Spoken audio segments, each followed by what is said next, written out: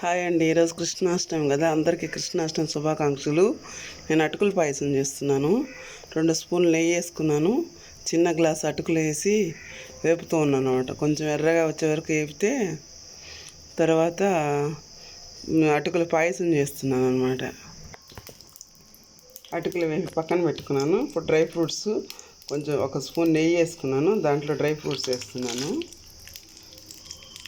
ఏం వేయలేదండి, నేను కాజును గుమ్మడి గింజలు అవి రెండే వేసి వేపుతున్నాను అనమాట.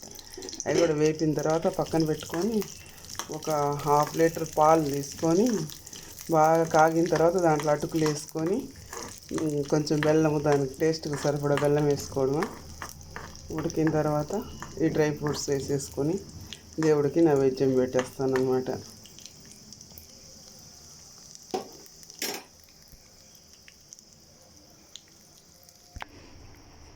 చూడండి, పాలలో ఉడుకుతూ ఉన్నాయి అటుకులు.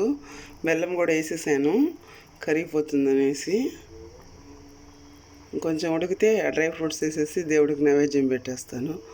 అటుకుల పాయసం మీకు నచ్చితే లైక్ చేయండి, షేర్ చేయండి, సబ్స్క్రైబ్ చేసుకోండి. Okay, bye.